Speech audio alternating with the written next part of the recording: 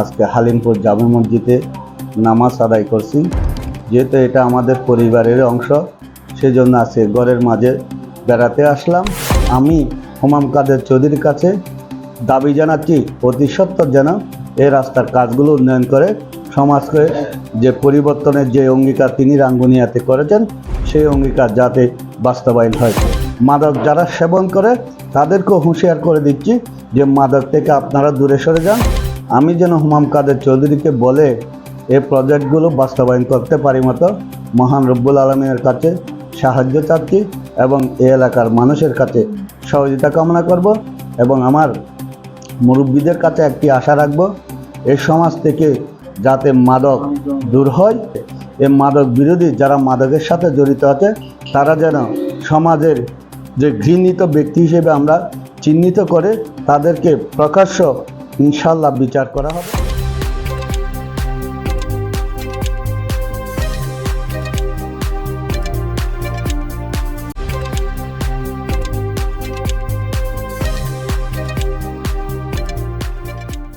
বিসমিল্লাহির রহমানির রহিম। সর্বপ্রথম মহান রব্বুল আলমীর কাছে শুকরিয়া আদায় করছি।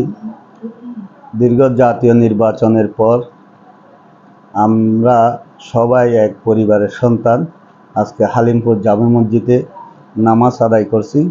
যেহেতু এটা আমাদের পরিবারের অংশ, সেজন্য আজকে ঘরের মাঝে বেড়াতে আসলাম এবং এখানের যে মসজিদে নামাজ আদায় করেছি, নামাজ আদায় করার পর আমার মুরব্বীরা এই এলাকার কিছু কাজ উন্নয়নের কাজ দেখিয়েছে, যাতে আমি হুমাম কাদের চৌধুরীকে অবগত করি যে ওনাদের এই সমাজে উন্নয়নের জন্য যে রাস্তা এবং কবরস্থান এবং যে আমাদের গাগরাকালের উপর একটা যে ব্রিজ, সে ব্রিজ দেখিয়েছে যে ব্রিজটা ক্ষতিগ্রস্ত হয়েছে। আমি যেন হুমাম কাদের চৌধুরীকে বলে এই প্রজেক্টগুলো বাস্তবায়ন করতে পারি মতো মহান রব্বুল আলমিনের কাছে সাহায্য চাচ্ছি এবং এই এলাকার মানুষের কাছে সহযোগিতা কামনা করব যে আগামী দিনে যদি এই রাস্তাগুলো করার জন্য আমাদের ইঞ্জিনিয়ার আসে তাদেরকে সহযোগিতা করে যেন রাস্তাগুলো দেখিয়ে দেয়। এবং আমি হুমাম কাদের চৌধুরীর কাছে দাবি জানাচ্ছি অতি সত্বর যেন এই রাস্তার কাজগুলো উন্নয়ন করে সমাজকে যে পরিবর্তনের যে অঙ্গীকার তিনি রাঙ্গুনিয়াতে করেছেন সেই অঙ্গীকার যাতে বাস্তবায়ন হয়। এবং আমার মুরব্বীদের কাছে একটি আশা রাখব, এই সমাজ থেকে যাতে মাদক দূর হয়।